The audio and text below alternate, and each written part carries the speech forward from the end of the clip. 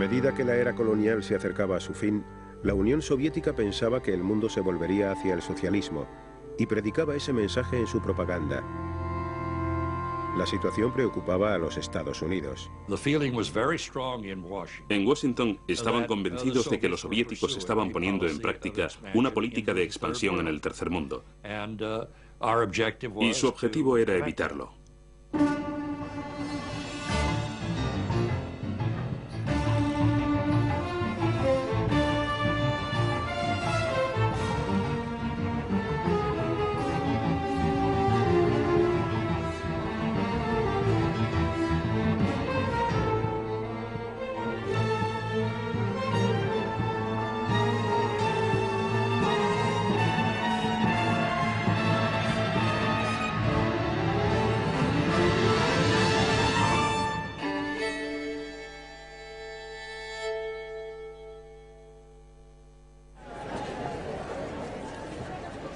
Nikita Khrushchev y Gamal Abdel Nasser cambian el rostro de Egipto.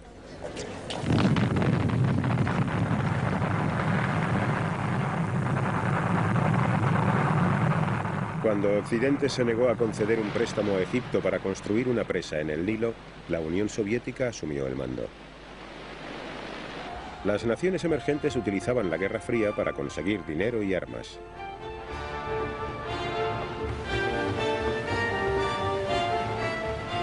El mundo desarrollado podía proporcionarles lo que deseaban.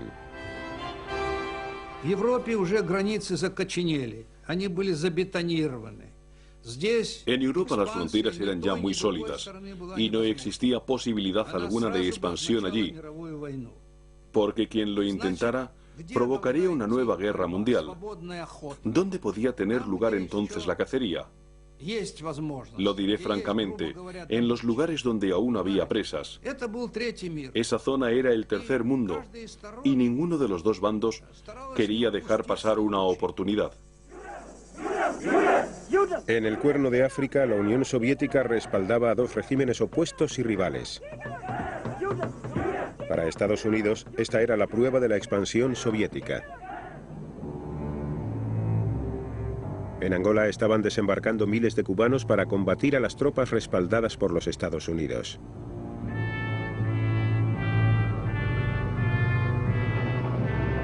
En Egipto, la Unión Soviética proporcionaba armas a un precio muy barato y con crédito.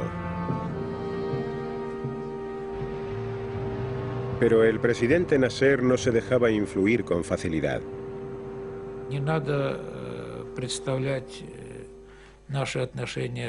No se debe pensar que nuestra relación con Nasser era como una relación de siervo y señor. Nasser siempre hizo su propia política.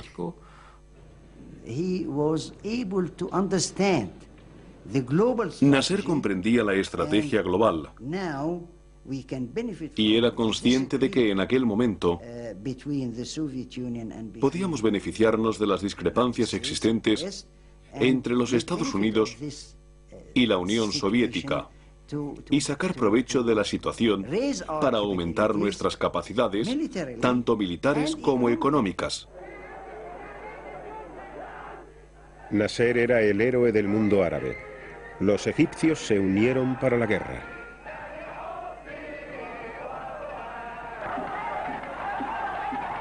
Nasser y los estados árabes querían destruir Israel.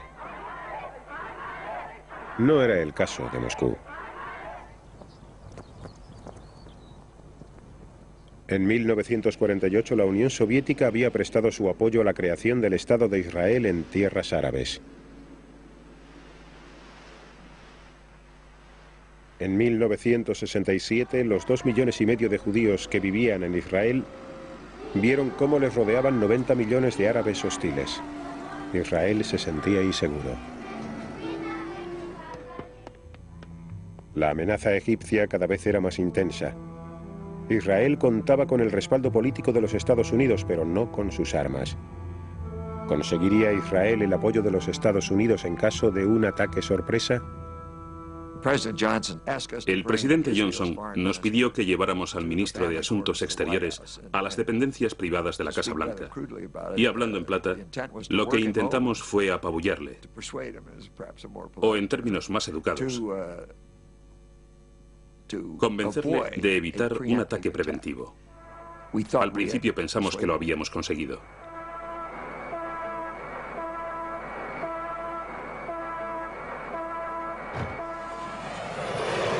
Israel golpeó primero. En menos de 3 horas, el 90% de la fuerza aérea egipcia fue destruida en tierra.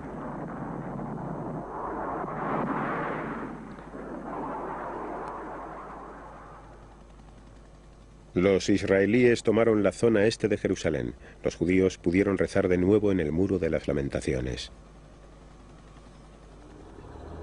Los israelíes siguieron adelante y en solo 6 días derrotaron a los ejércitos de Egipto, Siria y Jordania. El mapa de Oriente Medio sufrió algunas modificaciones. Israel había triplicado su territorio. En la competición de la Guerra Fría entre Rusia y los Estados Unidos en Oriente Medio, Israel pasó a ser automáticamente un aliado de los occidentales y a partir de la Guerra de los 6 días un aliado en una posición estratégica muy ventajosa. Estados Unidos se convirtió en el principal proveedor de armas para Israel. En los territorios ocupados, 1 millón de árabes cayeron bajo dominio israelí. Fue un golpe devastador para la moral árabe. Los soviéticos evaluaron los costes.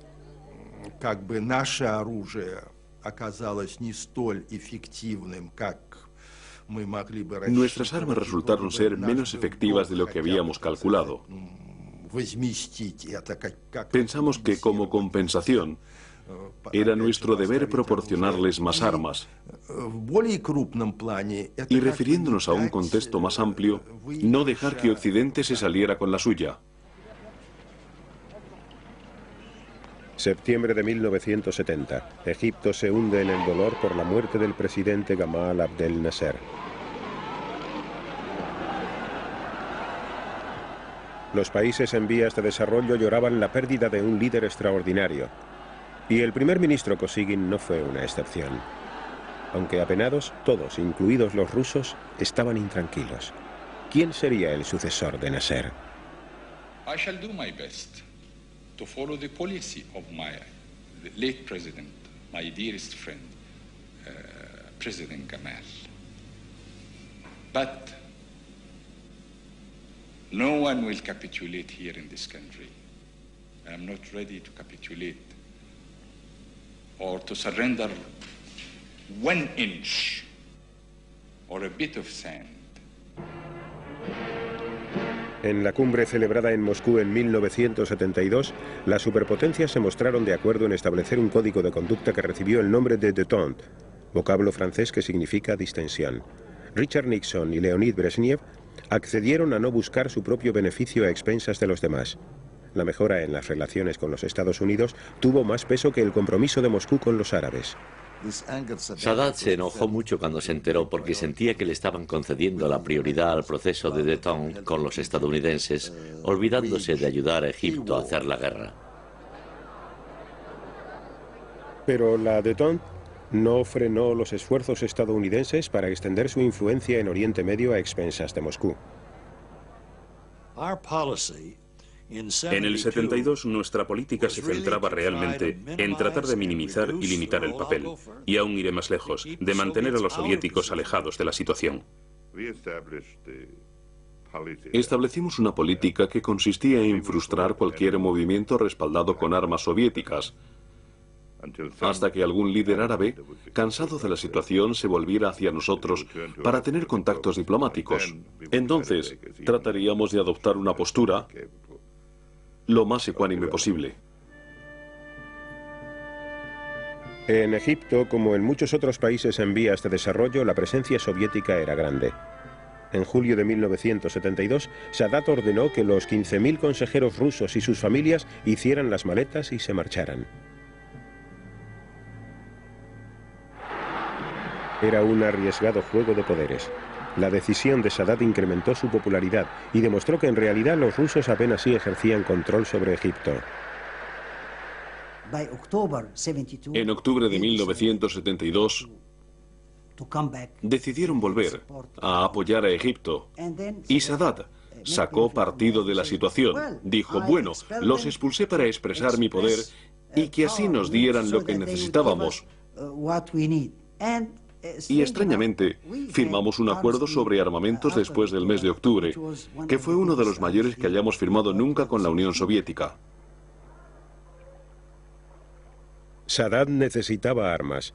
Estaba planeando acabar con la precaria paz.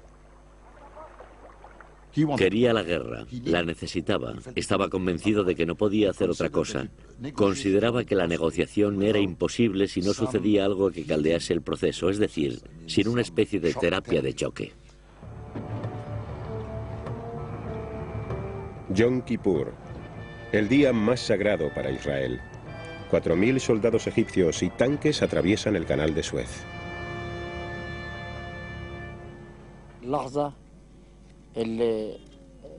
Llevaba 5 años esperando ese momento, el momento de cruzar el canal de Suez.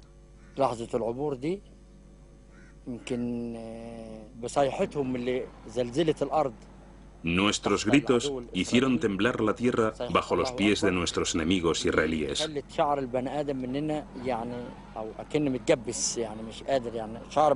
Al grito de Dios es grande, a todos se nos puso la carne de gallina.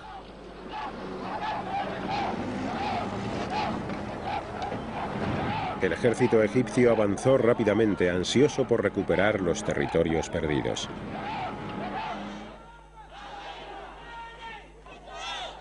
Los judíos estadounidenses exigieron ayuda inmediata para Israel. Washington se encontraba ante un gran dilema.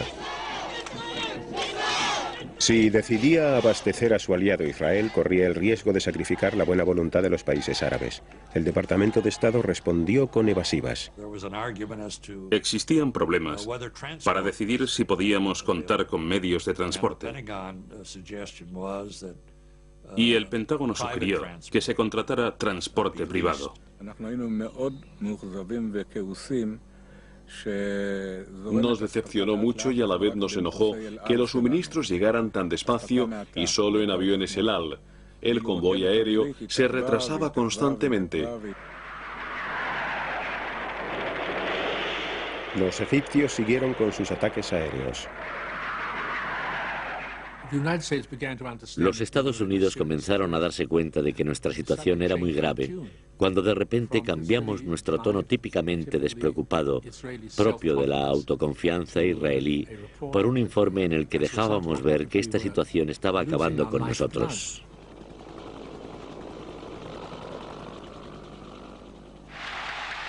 Sadat había triunfado. Había conseguido recuperar los territorios que Egipto perdió en la Guerra de los 6 días. Pero los rusos presentían que se avecinaba un desastre. Por ello instaron a Sadat a aceptar un alto el fuego. Un alto el fuego nos beneficiaría a todos y de lo contrario se vería obligado a retirarse. Pero Sadat no nos escuchó. En Washington, el presidente Nixon acabó con el aplazamiento de los envíos de armas. Cuando a Nixon le presentaron la posibilidad de enviar 2 o 3 aviones estadounidenses, dijo: enviemos muchos más, porque de todos modos nos van a criticar hagamos lo que hagamos. Da igual que enviemos 1, 2 o 40 aviones. Así que vamos a hacerlo de un modo efectivo.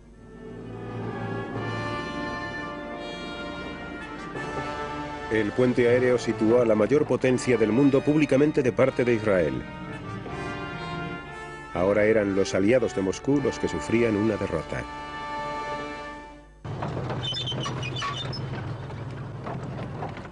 Los israelíes atravesaron el canal de Suez y entraron en Egipto. Pronto la mayor parte del ejército egipcio se quedaría inmovilizada en el Sinaí. Sadat estaba aterrorizado. Habló por teléfono directamente con Brezhnev. Yo estaba presente. Recuerdo que suplicaba: salvadnos, salvadnos de los tanques israelíes.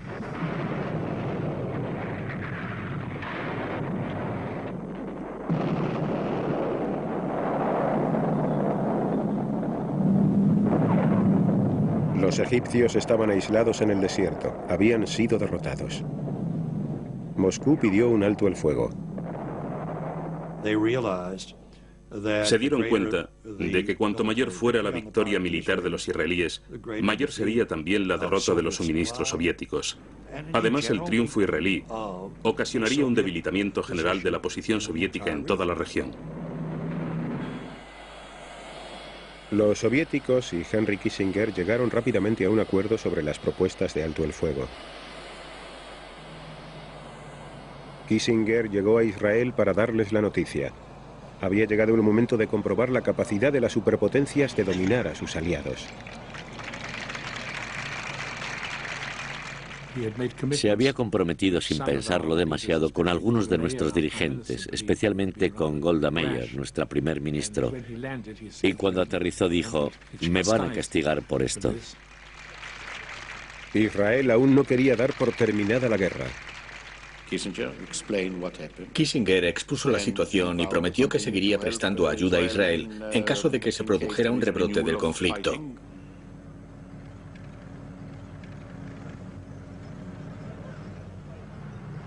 Con la complicidad estadounidense, Israel intensificó sus ofensivas. Los soviéticos estaban indignados. Brezhnev le escribió una carta a Nixon en la que decía: ¿cómo puede ser que después de haber llegado a un acuerdo conjunto, los israelíes sigan con su avance? Están minando todas las tentativas de alcanzar la paz. Nosotros les sugerimos que se enviaran tropas estadounidenses y soviéticas a Oriente Medio para obligar a Israel a aceptar el alto el fuego.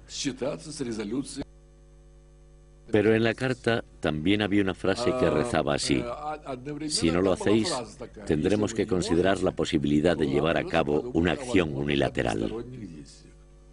Los dirigentes soviéticos tenían toda la razón para considerar que se había tratado de una especie de complot, y reaccionaron de manera muy violenta.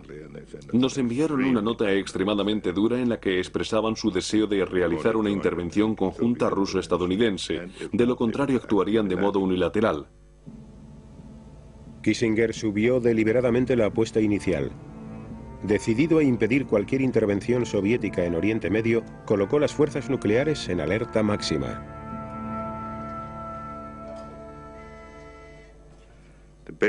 Nuestro propósito básicamente consistía en generar mucho movimiento para que la Unión Soviética se fuera dando cuenta de que esto era algo grave antes incluso de recibir nuestra respuesta. Moscú no reaccionó a la alerta. De hecho, ya habían abandonado la idea de enviar tropas unilateralmente. Fue una clara victoria política para los Estados Unidos. Una victoria muy importante que tuvo repercusiones en la Guerra Fría, más allá de Oriente Medio.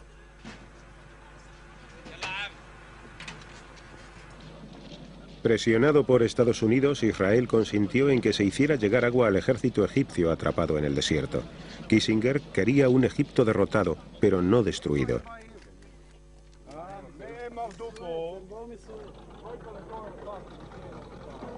Con los israelíes a tan solo 100 kilómetros del Cairo, los egipcios se vieron obligados a negociar por primera vez cara a cara con Israel.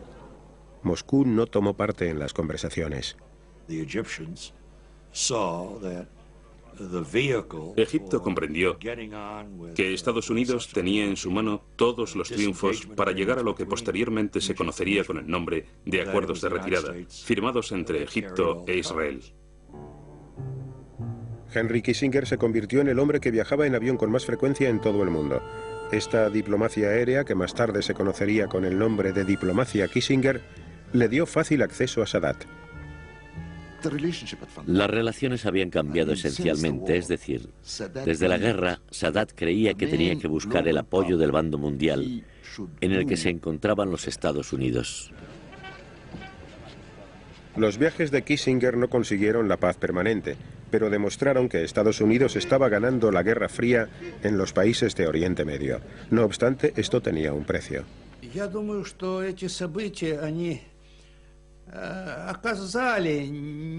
Estos acontecimientos afectaron negativamente al proceso de distensión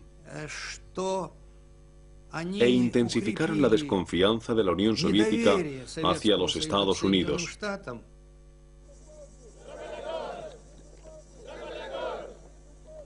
África, 1975. El último imperio colonial moría poco a poco y el pueblo de Angola alargaba la mano para asir su libertad. Eran terrenos de caza inexplorados para las potencias de la Guerra Fría. Cuando las tropas portuguesas se retiraron de Angola, 3 grupos se disputaban el poder. Esta situación despertó los temores de Estados Unidos.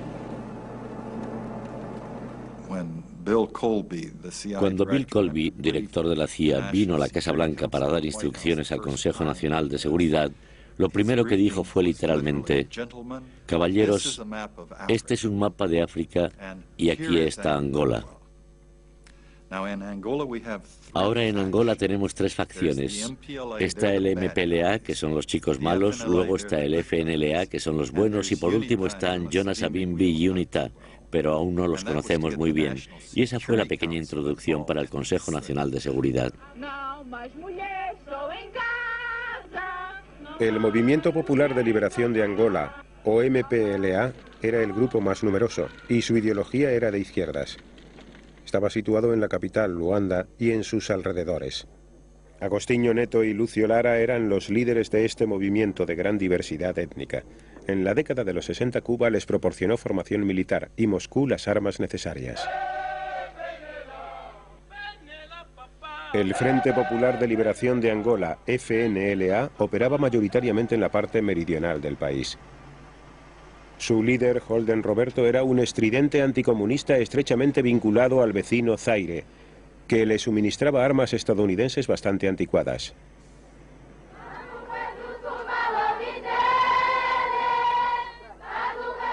La Unión Nacional para la Independencia Total de Angola, UNITA, movimiento liderado por Jonas Savimbi, tenía su base en el sur de Angola. Savimbi, líder carismático, decidió que el respaldo estadounidense era la clave para acceder al poder.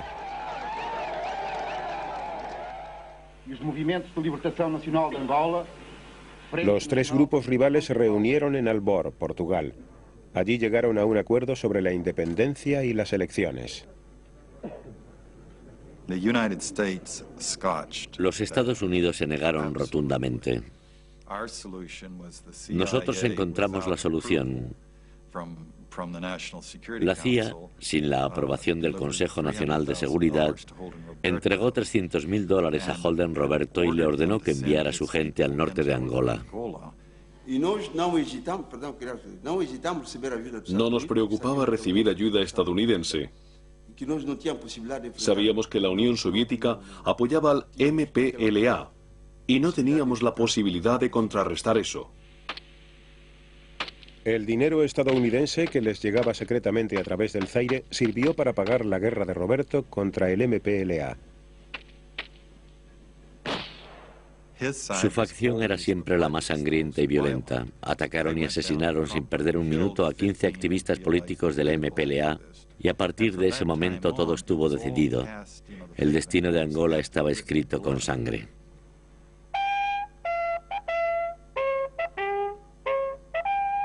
Los estadounidenses no estaban seguros de que las tropas de Roberto pudieran derrotar al MPLA. La Agencia Central de Inteligencia envió a John Stockwell a investigar. Roberto dijo que contaba con 30.000 hombres, pero yo tuve dificultades para contabilizar 30. Estaban mal armados, desorganizados y eran una especie de muchedumbre caótica. Él era un vaquero de ciudad. Había pasado toda su carrera dedicado al politiqueo en Kinshasa. No sabía nada de operaciones militares o logísticas, ni de organización. Entonces Stockwell se dirigió al sur para visitar el cuartel general de UNITA.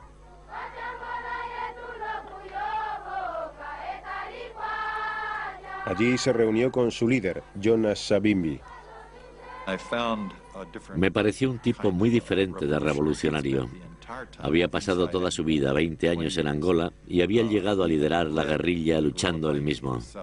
Whatever the consequences, whatever the results, we will continue to fight because we don't want to be slaves of Russia in Angola, in our own country.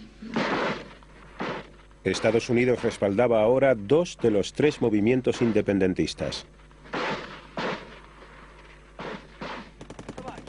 Washington descartó intervenir en Angola con tropas estadounidenses. En lugar de eso, se volvió en secreto hacia África del Sur. Los Estados Unidos solicitaron nuestra asistencia a un nivel muy elevado. O mejor dicho, solicitaron que Sudáfrica ayudara a la UNITA.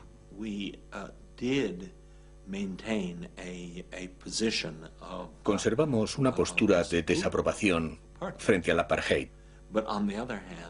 Pero por otro lado, el gobierno de Sudáfrica era extremadamente poderoso. Sudáfrica estaba aislada. Aunque se hizo en secreto, fue beneficioso para nuestro país cooperar con una gran potencia como los Estados Unidos, aunque fuera de manera clandestina. En el Departamento de Estado había muchas personas con potestad para tomar decisiones, cuya intención era esencialmente tener relaciones ambiguas y curiosas con Sudáfrica. Lo más importante era que la Unión Soviética llegara a entrar en el país y que utilizara esta situación de inestabilidad en África en su propio beneficio, para echar raíces allí y fomentar los conflictos.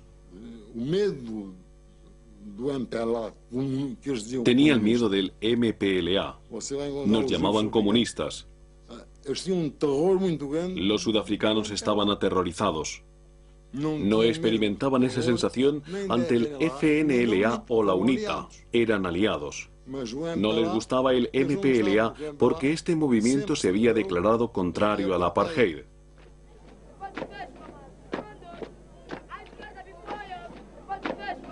En Luanda, el MPLA comenzó a organizar desfiles, pero estaba perdiendo el control en las zonas rurales. Estábamos solos, mal equipados, mal entrenados y carecíamos de armas. Pedimos ayuda a los cubanos para poder resistir a esa agresión. Encantado de poder mostrar su liderazgo en el mundo desarrollado, Cuba envió 400 instructores militares a Luanda, pero sin consultar a Moscú.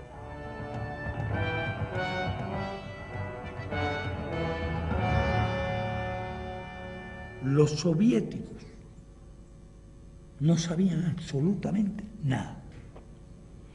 Cuando nosotros tomamos la decisión, porque teníamos muy viejas relaciones de muchos años con Neto y con el movimiento independentista en Angola, estábamos muy disgustados. Quiero decir que obviamente no teníamos ningún deseo de ver cómo Castro extendía su influencia por el continente africano. Para nuestro gobierno en Washington, Castro era un representante soviético. En lo referente al tema de Angola, pensamos que si la Unión Soviética podía intervenir en lugares que se encontraban a tanta distancia y que no tenían nada que ver con los problemas de seguridad tradicionales rusos, y si las Fuerzas Armadas cubanas podían entrar en focos problemáticos y tan lejanos, y si Occidente no encontraba un método para contrarrestar todo esto, entonces todo el sistema internacional se podría desestabilizar. ya era una cuestión de la globalización de nuestra lucha frente a la globalización de los Estados Unidos. No coincidíamos ahí con los puntos de vista soviéticos. Entonces, actuamos. Y no hubo ninguna cooperación, todo lo contrario, críticas. Pero al norte de Luanda, los soldados del FNLA, con Roberto Holden a la cabeza, se dirigían a la capital. Querían apoderarse de ella antes del día de la independencia de Angola. Tenían muchas esperanzas de triunfar. En realidad teníamos una fiesta de celebración en las oficinas centrales de la CIA en Washington. Al final del día esperábamos recibir la noticia de que habíamos entrado en Luanda. Conducidas por cubanos, las tropas del MPLA detuvieron el avance de Roberto.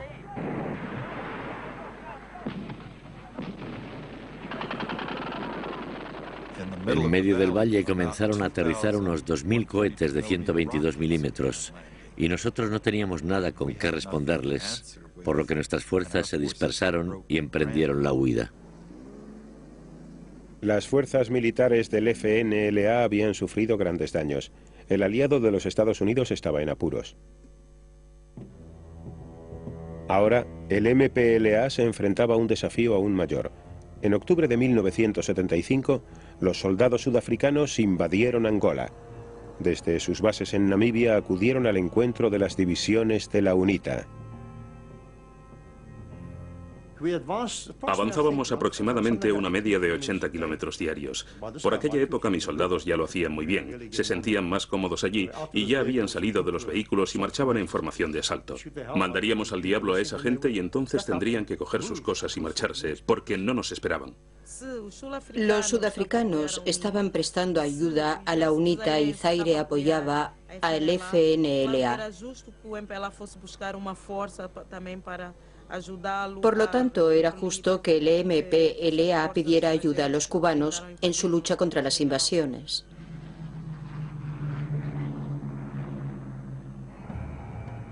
A los 2 días de proclamar la independencia, miles de soldados de combate cubanos comenzaron a llegar a Luanda.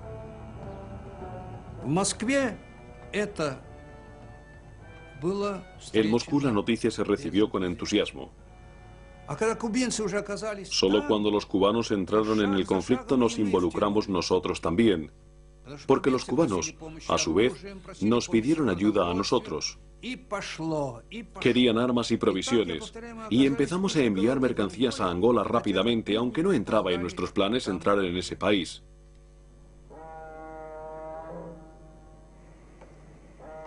Moscú comenzó a enviar toneladas de armas, tanques y misiles directamente a Luanda.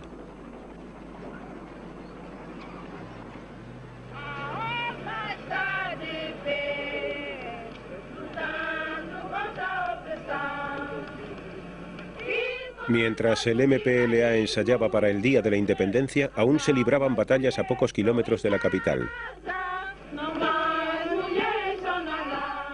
No obstante eso, a pesar de todo, para nosotros era muy importante proclamar nuestra independencia y eso fue lo que hicimos.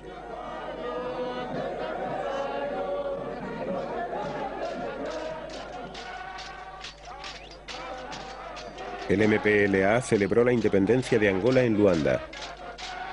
Sus enemigos habían fracasado en su intento de apoderarse de la capital. El 11 de noviembre de 1975 fue el día más duro de mi vida. Recordé los 14 años de luchas. Recordé a los muertos, a todos los que se sacrificaron.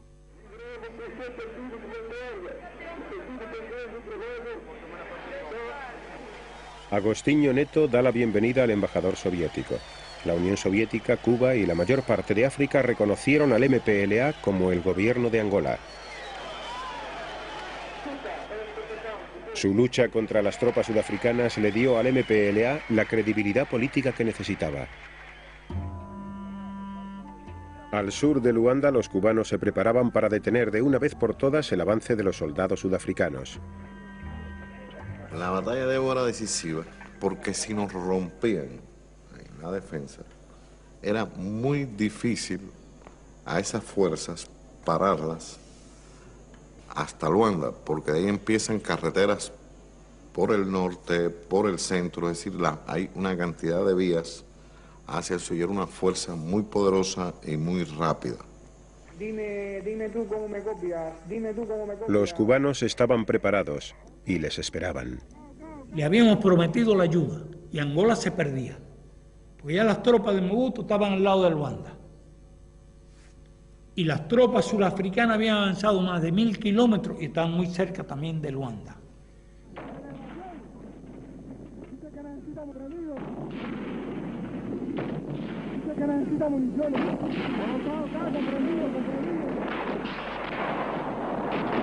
Los soldados cubanos y los del MPLA superaban en armas a los sudafricanos.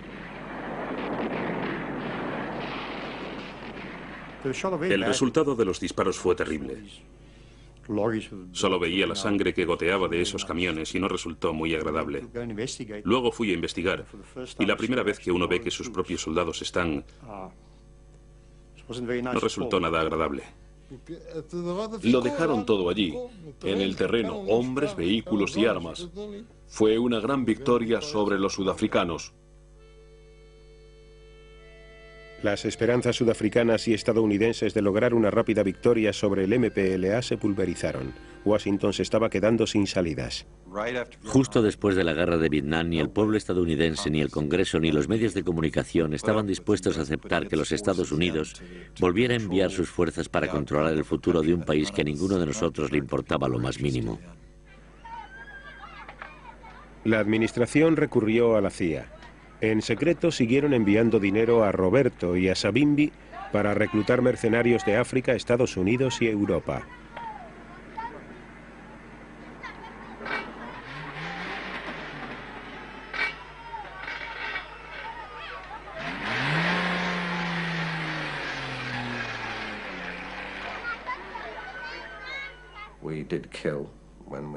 Llegamos a matar, incluso cuando no había una razón específica para hacerlo. Torturábamos para conseguir información que posiblemente ellos no tenían, y no eran soldados enemigos capturados. Lo más seguro es que solo fueran civiles de los alrededores.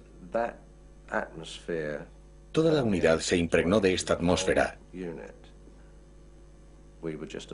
Solo éramos un grupo perdido de bandidos, con un líder muy peligroso y pocos compañeros.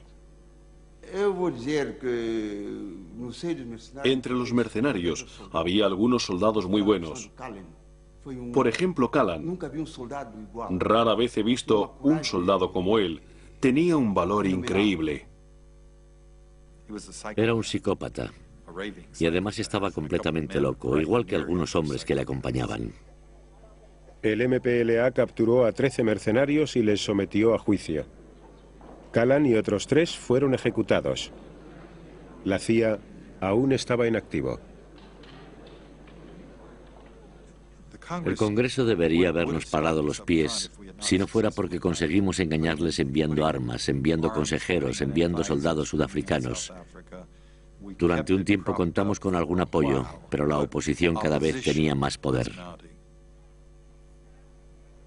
Todavía atónito por el desarrollo de los acontecimientos en Vietnam, el Congreso eliminó los fondos adicionales que la CIA destinaba a Angola. This abdication of responsibility by a majority of the Senate will have the gravest consequences for the long-term position of the United States and for international order in general. A great nation cannot escape its responsibilities.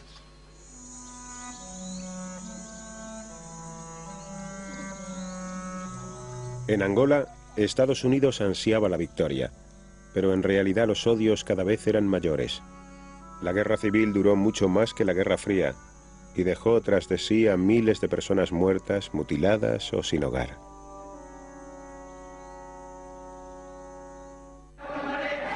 En 1977, las grandes potencias centraron su atención en el Cuerno de África.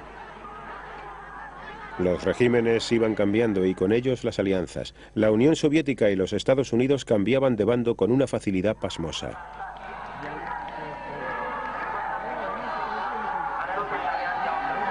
En Etiopía, el emperador había sido derrocado y reemplazado por marxistas. Moscú tenía un nuevo aliado, el coronel Mengistu Haile Mariam.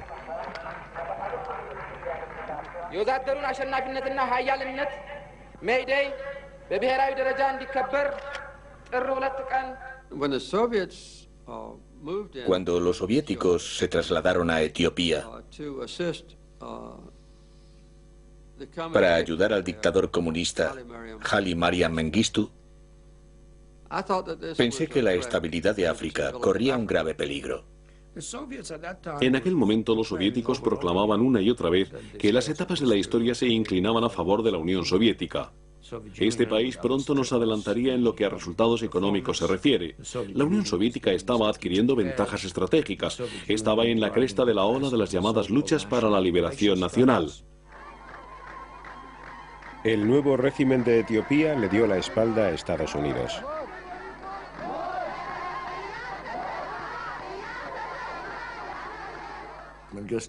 En los meses que siguieron a su nombramiento, Mengistu expulsó de Etiopía a la mayor parte de los estadounidenses y puso fin al programa de ayuda estadounidense de un modo muy arrogante. La vecina Somalia había sido un aliado soviético durante muchos años. De hecho, su ejército estaba equipado con armas soviéticas. Pero ahora que Moscú también estaba vinculado a Etiopía, los somalíes se plantearon la posibilidad de volverse hacia Washington. Tenían muy pocas posibilidades de conseguir el apoyo total de los Estados Unidos. Pero sabían que si trataban de presentarse como antisoviéticos, tendrían más oportunidades. Los somalíes desoyeron los consejos de su aliado soviético y se prepararon para una guerra contra Etiopía. Pero el presidente Carter rechazó su petición de armas estadounidenses.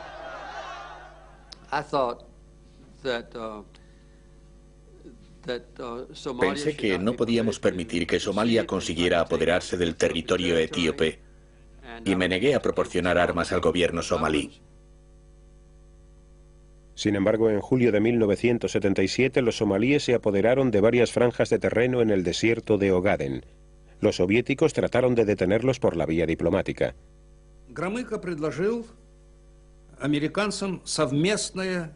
Gromyko sugirió que los Estados Unidos también mediaran en el conflicto. Pero Brzezinski se negó, aduciendo que esto hubiera legitimado la presencia soviética en el Cuerno de África. Brzezinski opinaba que la presencia estadounidense era legítima en cualquier lugar, pero la soviética no. Los manifestantes antisoviéticos en Somalia acogieron con entusiasmo la decisión de enviar a los consejeros rusos y a sus familias de vuelta a Moscú. Todo el apoyo soviético se concentró entonces en Etiopía.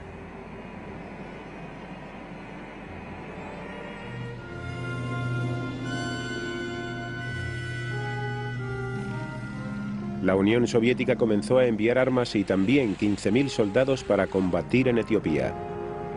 Las tropas eran cubanas.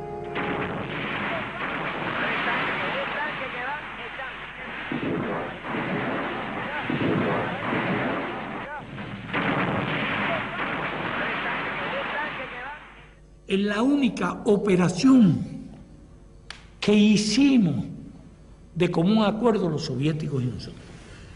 Ninguna operación en América Latina. Al contrario.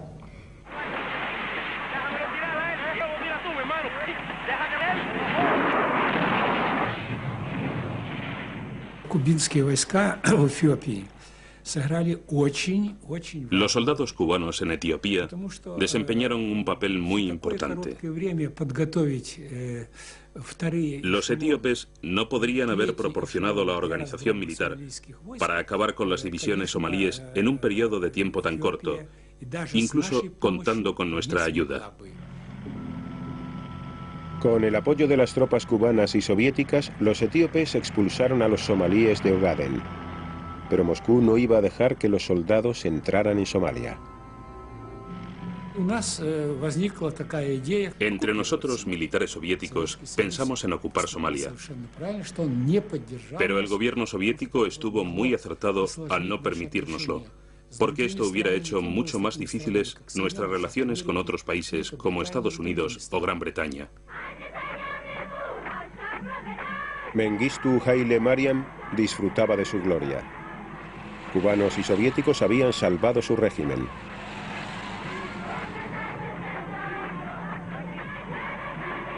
En Washington, algunos vieron la victoria como una prueba de que los soviéticos estaban abusando de la política de détente.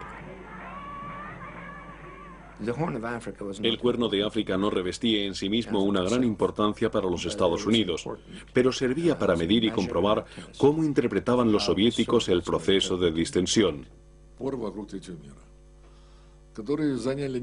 Las discrepancias sobre el tercer mundo estaban yendo demasiado lejos. Estas disputas sobre África, Angola, Etiopía y Somalia, ninguna de ellas valía la pena. Ya han pasado 20 años desde entonces y nadie recuerda quién lo estaba haciendo.